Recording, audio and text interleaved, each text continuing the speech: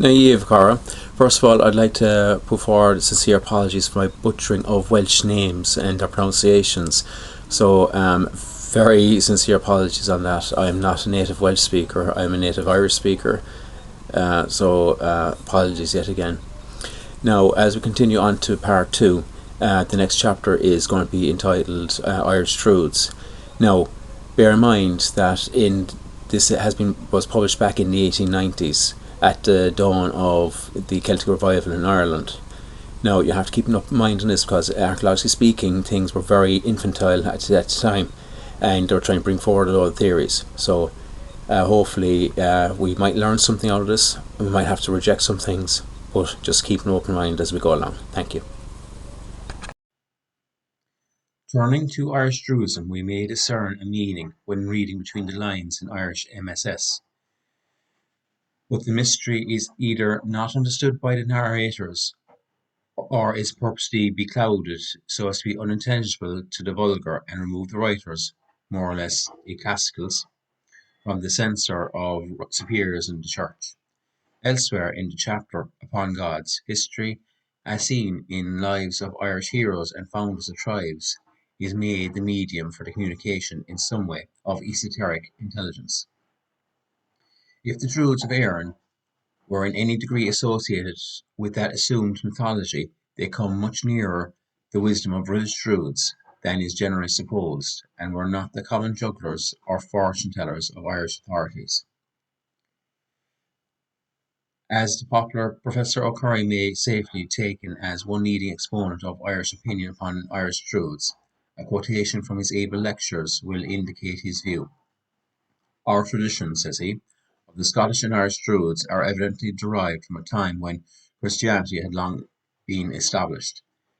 These insular Druids are represented as being little better than conjurers, and their dignity is much diminished as the power of the king is exaggerated. He is hedged with a royal majesty, which never existed in fact. He is a Pharaoh or a Belshazzar with a troop of wizards at command. His Druids are sorcerers and rain doctors who pretend to call down the storms and the snow and frighten the people with the fluttering wisp and other childish charms. They are divined by the observation of sneezing and omens, by their dreams after holding a bull feast, or chewing raw horseflesh in front of their idols, by the croaking of their ravens and chirping of tame wrens, or by the ceremony of licking the hot edge of bronze taken out of the rowan tree faggot.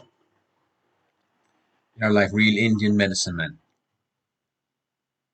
or Angikok's of the Eskimo, dressed up in bull's hide coats and bird caps with waving wings. The chief or archdruid of Tara is shown to us as a leaping juggler, with ear clasped with gold and speckled cloak. He tosses swords and balls in the air, and like buzzing of bees on a beautiful day, is the motion of each passing the other. This perhaps the ordinary and most prosaic account of the Irish Druid is to be gathered from the ecclesiastical annals of St. Patrick. The monkish writers had assuredly no high opinion of the Druid tradition, and doubtless no respect for the memory of Taliesin or other members of the craft. Nevertheless, we should bear in mind that the same authorities took for granted all the stories floating about concerning transformations of men and women into beasts and birds in all relation about gods of old. O'Byrne Crowe has some doubt about Druid stories and primitive missionaries.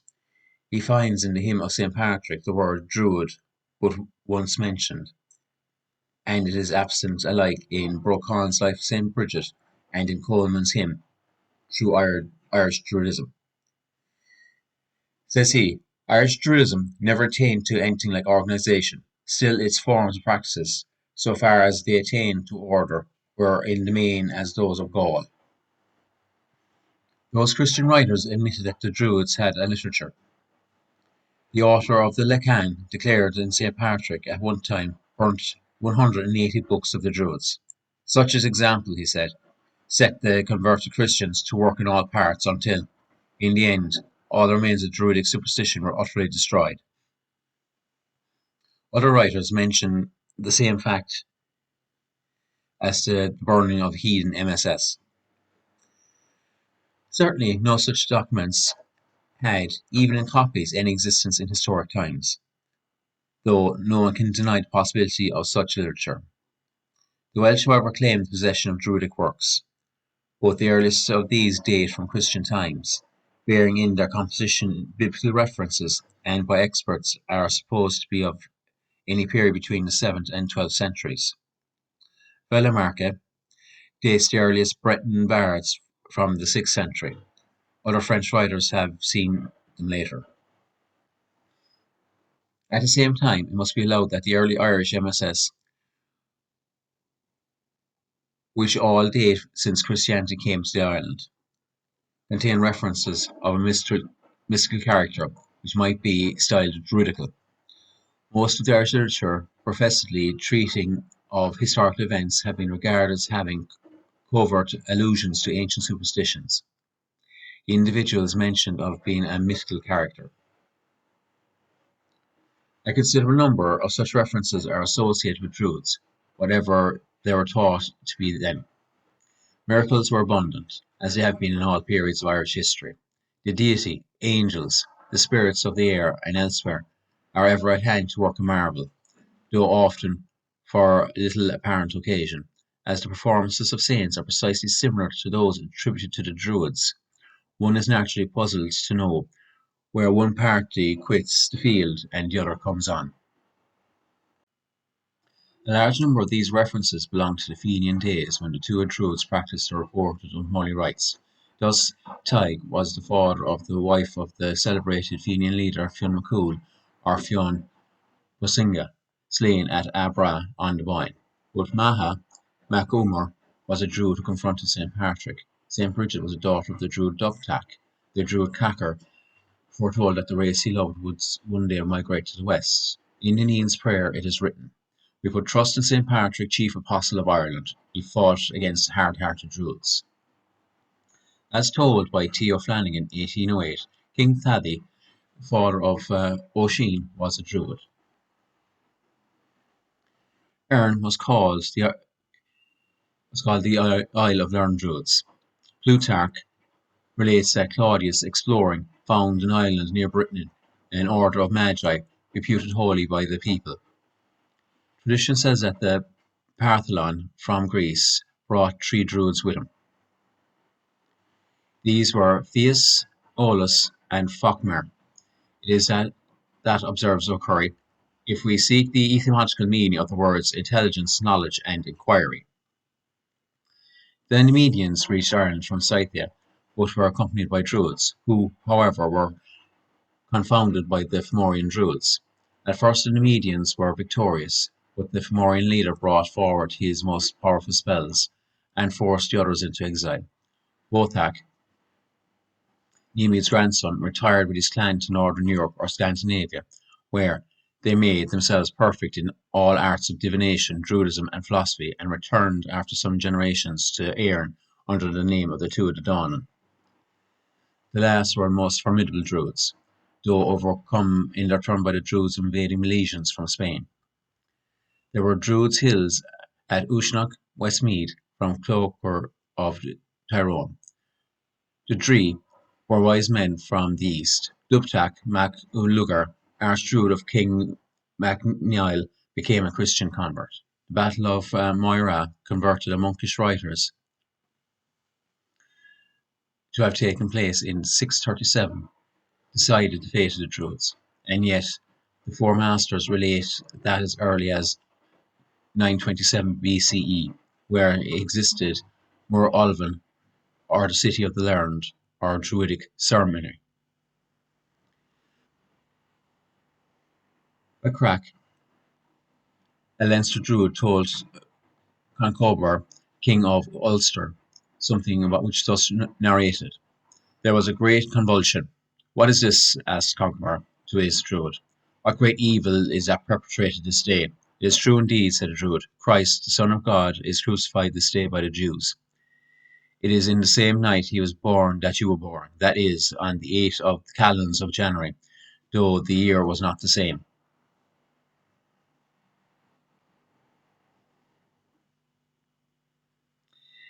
It is then when Conchobar believed that he was one of the two men that believed in God in Éireann before the coming of the Faith. Among the men of names of Druids we have in Cormac Glossary, Serb, daughter of Ska, a Druid of Connacht men, Munu, son of Tulcan, the Druid, and Druin, a Druid prophesying bird. The O'Murram belonged to Craigavalley Hill. Aoife, or Evna, in Londonderry. We read of Trostan, Tags, Cadius, Dader, Dill, Wagra, Dovcomer, Berkshis, Ida, Ono, Fahan, Lomderg, the Bloody Hand, and Bacra, or Laginus Basidius, Archdruid to King Niall. Druidesses were not necessarily wives of Druids, but females possessed of druidical powers, often being young and fair. Some of the names of Druidesses have been preserved, as Gael Cossack or Casa White-Legged of Inishowen in Donegal, where her grave still points out to visitors. There was Mulray, Hag of the Waters, reported to be still living, who turned King Fionn into an old man by water from Lake Slieve Gullen. Etna and Ban Dree were famous sorcerers. Tradition talk of women isles of Ireland, as of Scotland, where Druidesses at certain festivals lived apart from their husbands, as did afterwards Culdee wives at church orders. On St. Michael, on Senna Isle of Brittany, and elsewhere, such religious ladies were known. Scotch witches, in their reputed powers of transformation, were successors of Druidesses. Several ancient nunneries are conjectured to have been Druidesses' retreats, or has been established at hallowed sites. At Kildare, the retreat of St. Bridget and her nuns, having charged most sacred fire, there used before her time in a community of Irish Druidesses, virgins, who were called from their office Ingu Ada, daughters of fire. The well-known tune with its 9 nuns may be an instance, since the word Caeltach means either nun or Druidess. On this, Hackett remarks, the probability is that there were pagan Druidesses. Dr. O'Connor notes the Clúin Fert, or sacred retreat of Druidical nuns. It was decidedly dangerous for any one to meddle with those ladies, since they could raise storms, cause diseases, or strike with death. But how came Pliny to say that the wives of Druids attended certain religious rites naked, but with blackened bodies? Enchantresses, possessed of evil spirits, like in ancient Babylon or in China, now were very unpleasant company and a source of unhappiness in a family. The Reverend J. F. Sherman declared that Lochra and Lucamadel were the heads of the Druids' College, prophesying the coming of the Talsand, or St. Patrick. That the first was lifted up and dashed against a stone by the saint. The other was burnt up in the ordeal of fire at Tara, and that the Druid Moths was he so upset at the saint's chalice, and that Ida and Ona were converted Druids as well. The Synod of Drumcat in 590 had laid restrictions on Druids, but Druids were officially abolished after the decisive Battle of Moygra on 637.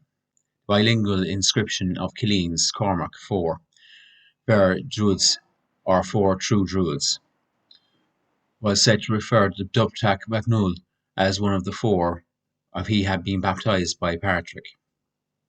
Dr. Ridgely may be right when he says in his History of the Irish People, attempts have been made to describe the civilization of the Irish in pre-Christian periods by the use of numerous heroic tales and romances, which still survive to us. But the Celtic epic is not more historically credible or useful than the Hellenic, the Táin Bo, than the Hind, or the Iliad. It is probable that the readers of the foregoing tales, or those hereafter to be produced, may be of the same opinion. Not even the prophecy of St. Patrick's Advent can be exempted through the Fiachim runs. For thus had their prophets foretold of the coming, of a new time of peace would endure after Tara. Lay desert and silent the Druids of Larry, having told of his coming, having told of the kingdom. Ireland had a supply of so-called druidical appendages and adornments. These have been found golden torcs, gorgets, armlet and rods of various sorts and sizes. Some were twisted, others were thin lame of gold with round plates at the end. Others have been pennular or bulbous terminations. Twisted wire served for lumbers or girdle torcs.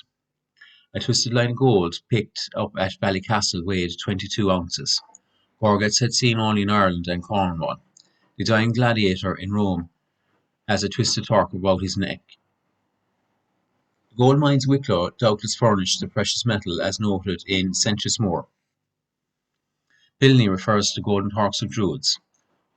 One from Tara was 5'9" in long, weighing 27 ounces. A ta, found 12 feet in a Limerick bog, was of tin chased gold with concave hemispherical ornaments.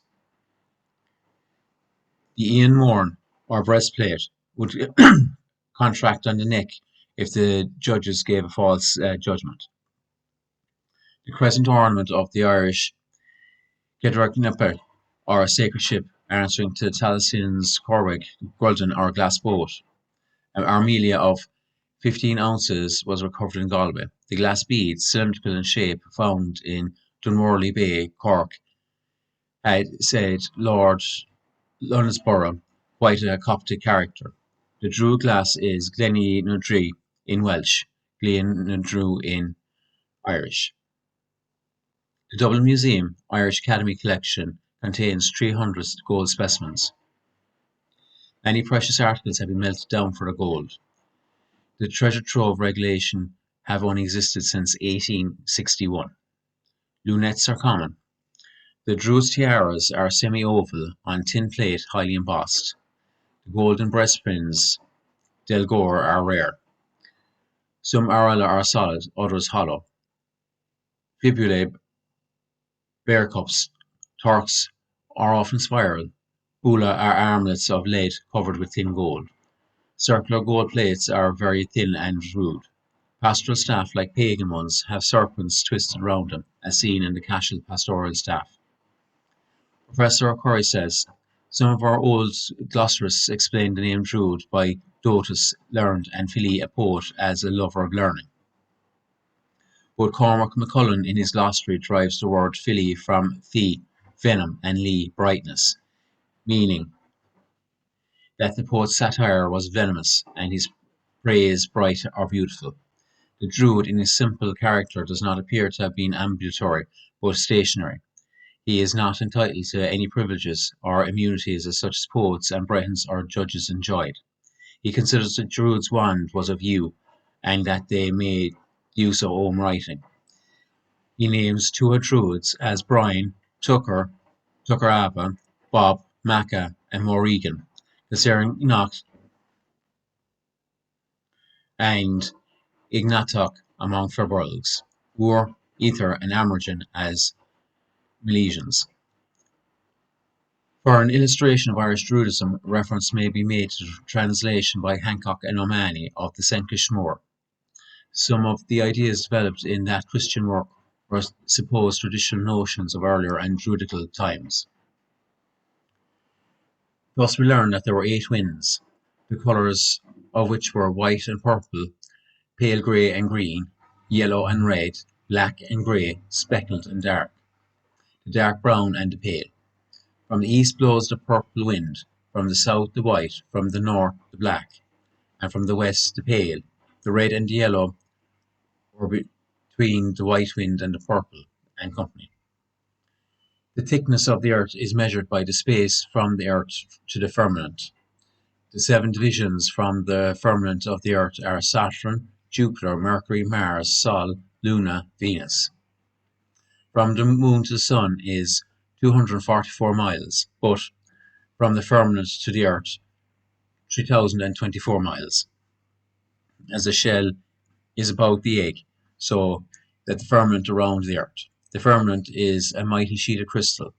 The 12 constellations represent the year, and the sun runs through one each month.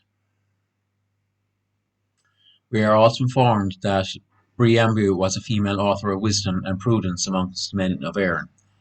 After her came 𝕴𝖗𝖎 𝖘𝖍 chief doctor of Connacht. He excelled the men of Éireann in wisdom, for he was filled with the grace of the Holy Ghost. He used to contend with the Druids, who said that it was they that made heaven and the earth and the sea, and the sun and the moon. This 𝕴𝖗𝖘 𝖍𝖗 further says that when the judges deviated from the truth of nature, there appeared blotches upon their cheeks. It is not surprising that Dr. Ridgely, in his short history of the Irish people, should write, as to what Druidism was, either in speculation or practice, we have very little information. As far as we can conjecture, the religion must have consisted of tribal divinities and local rites. As to the Druids themselves, we have no distinct information.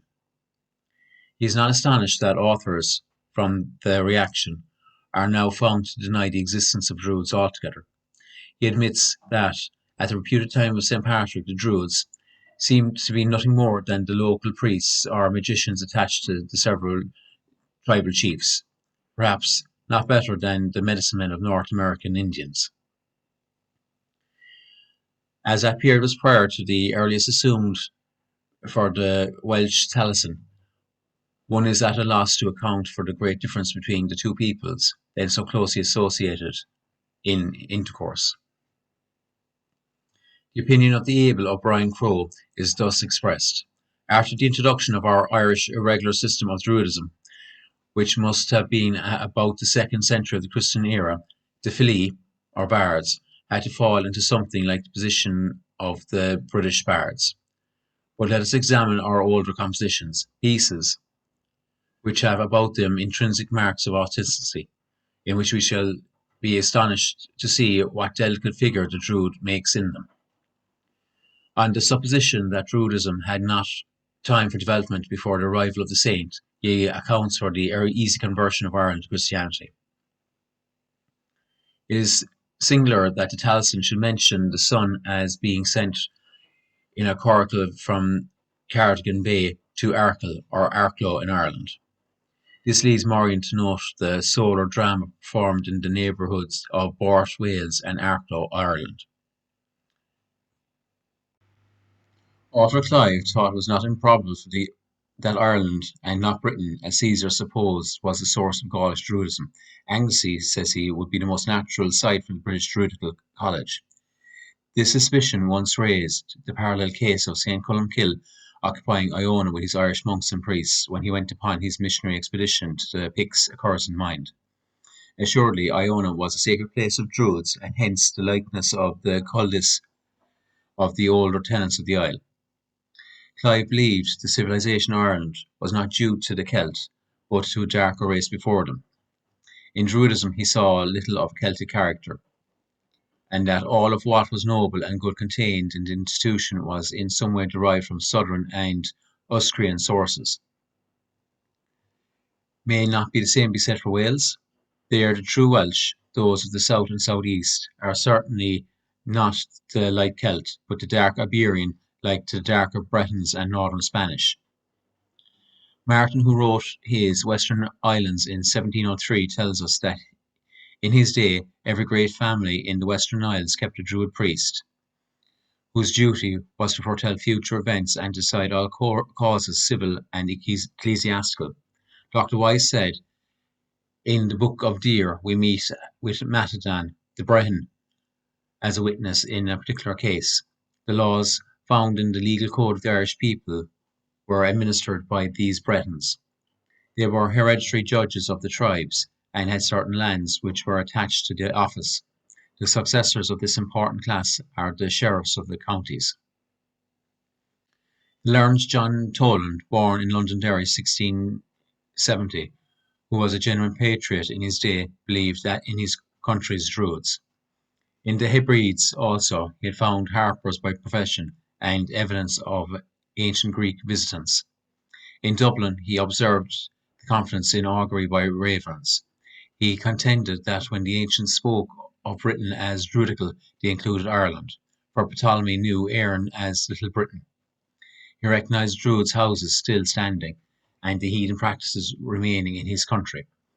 In Ireland, said he of the Druids, they had the privilege of wearing 6 colours in their bracans or robes, which are the striped breaka of the Gauls, still worn by the Highlanders, whereas the king and queen might have had in theirs but 7, lords and ladies 5, and company.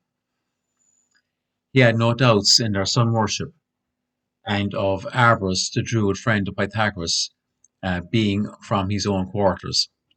While he thought the Greeks borrowed from the northern Druids, he admitted that both may have learned from the older Egyptians.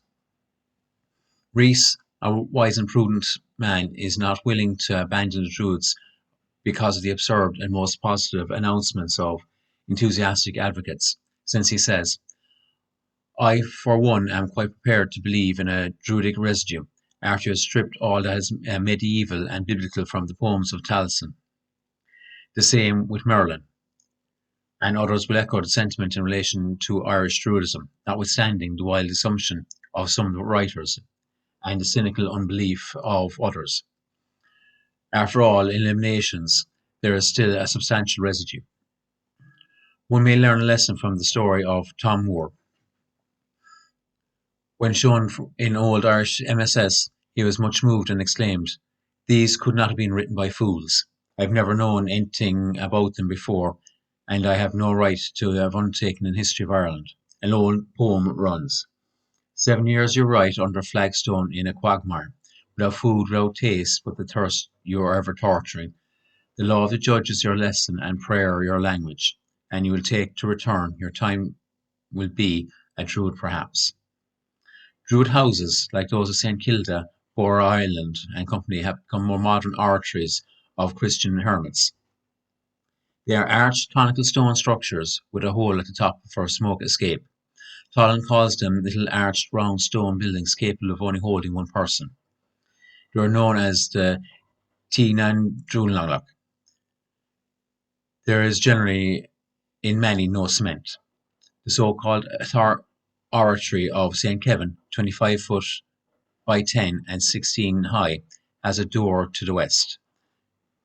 The writer was supported by the guide of Glendalough in the opinion of the great antiquity of St. Kevin, Skitchen. The house at Dundalk is still a place of pilgrimage. The one at Galler's has a semicircular window. Of these arteries, so called, Wise observes, they were not Christian, but were erected in connection with the early, as let's call it, Celtic religion. If they had been Christian, they would have had an altar and other Christian emblems, of which, however, they had no trace. If they had been Christian, they would have stood east and west, and would have no openings in those directions. The walls always converged as they rose in height. Druids lived before the advent of socialism. They appear to have been the adjunction of the law, but as ecclesiastics they delivered the offenders to the secular arm for punishment. Their holy lands were not to be defiled with blood. The law, known as Brehon law when administered, was not socialistic. Irish law was by no means democratic, and was, for that reason, ever preferred to English law by the Norman and English chieftains going to Ireland. The old contests between the Irish and the Crown lay between those gentle rulers and their nominal sovereign. So in ancient times the Druids supported the law which favoured the rich at the expense of the poor. They were not socialists. They were, however, what we should call spiritualists, though the term may now embrace people of varied types. They could do no less wonderful things than those claimed to have been done by Mahatmas or modern mediums. They could see ghosts, if not raise them. They could listen to them and talk to them, though unable to take photos of them or utilise them for commercial intelligence. It would be interesting to know if these seers of Ireland regarded ghosts as imaginative or a scientific eye. Could they have investigated the phenomena with a view to gain solution of the mysteries around them? It is as easy to call a Druid a deceiver as a politician a traitor, a scientist a charlatan, or a saint a hypocrite. As the early days of Irish Christianity were no means either cultured or philosophical, and almost all our knowledge of Druids comes from men who accepted what would now only excite our derision or pity, particularly indulging in miraculous, we are not likely to know what class of modern spiritualists we can assign the Druids of Erin. Our sources of knowledge concerning Druids are from tradition and records. The first is dim, unreliable, and capable of varied interpretation. Of the last, Froude rightly remarks, confused and marvellous stories come down to us from the early periods of what is called history, but we look for explanation of them in the mind or imagination of ignorant persons. The early records of all nations are full of portents and marvels, but we no longer believe those portents to have taken place in actual fact. Legends grew as nursery tales grow now. There is yet another source of information, the preservation of ancient symbols by the Church and by Freemasons. The scholar is well assured that both these parties, thus retaining the insignia of the past, are utterly ignorant of the original meaning or attach a significance of their own invention. Judging from Irish literature, most of which may date from the 12th century, though assuming to be the 8th or even 5th, the Druids were, like the Tua, nothing better than spiritual conjurers, dealers with bad spirits and always opposing the gospel. We need to be careful of such reports, originating as it did from the most superstitious era of Europe and reflecting the ideas of the period. It was easy to credit Druids and Tuas with miraculous powers, when the lives of Irish saints abounded with narratives of the most childish wonders and the most needless and senseless display of the miraculous.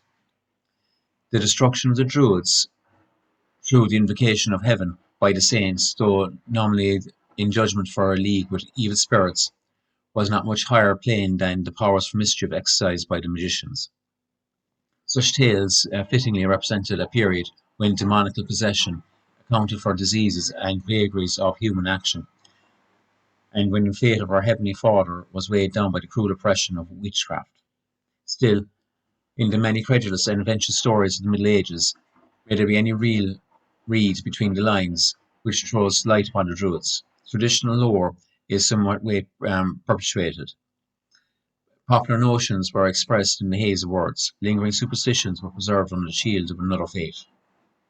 Then again, admitting the common practice of rival controversialists destroying each other's manuscripts would not be copied without the glosses would show the absurdities of former creeds, or as warnings to converts against the revival of error. Moreover, as the philosophers in early Christian days of the East managed to import into the plain and simple teachings of Jesus a mass of their own symbolism and the esoteric learning of heathenism, was it unlikely that a body of Druids, having secrets of their own, should, upon the real or assumed reception of Christianity, import some of their own opinions and practices adapted to the promulgation of the new faith? No one can doubt that the Druids, to retain their influence in the tribe, would be amongst the first and most influential of converts, and history confirms the fact. As the more intelligent and reverenced from habit, whose skill in divination and heraldic lore, they would command respect of chiefs, while their training as orators or reciters would be easily utilised by the stranger priests in the service of the church. But if, as is likely, the transition from Druidism to Christianity was gradual, possibly through the medium of cultism, the intrusion of pagan ideas and the early religious literature could be more readily comprehended. As to so much of old paganism was mixed up with the patristic works of Oriental Christendom, it cannot surprise one that a similar exhibition of the ancient heathenism should be observed in the West. O'Brien, on Round Towers, writes, "The church festivals themselves in our Christian calendar are but the direct transfers from the Tua, the Dawn, and ritual. Their very names in Irish are identical to the same as those by which they were distinguished that of the earlier race." Gomes said, "Druidism can be most identified by non-Aryan cult." Elsewhere, reference is made to the Culdees. They were certainly more pronounced in Ireland, and a part of Scotland contiguous to Ireland, in either England or Wales. Ireland differs from its neighbours in the number of allusions to Druids in national stories. Tradition is much stronger in Ireland than in Wales, and often relates to Druids. On the other hand, it differs from its neighbours in the absence of allusions to King Arthur, the hero of England, Scotland, Wales, and Brittany. Rome, too, was strongly represented in Britain, north and south, but not in Ireland. It is not a little remarkable that Irish Druids should seem ignorant alike of round towers and stone circles, while so much had been written and believed concerning Druidism and associated with circles and cromlechs in Britain and Brittany. Modern Druidism, whether of Christian or heathen colour, claims connection with Stonehenge, Avebury, and the stones of Brittany. Why should not the claim be made for Irish Druids, earlier and better known those of Wales? As megalithic remains in the shape of graves and circles were found all over Europe, Asia, and northern Africa, why were Druids without association with these from Japan to Gibraltar and confined to the monuments of Britain? Why also in Oisin are the stones of power referred to as the Norsemen only?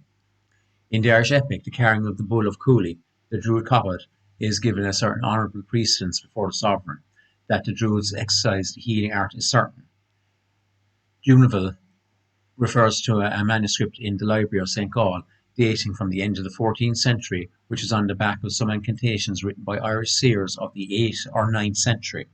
In one of them are the words, "I admire the remedy in which 𝕴𝖗𝖘𝖍 left."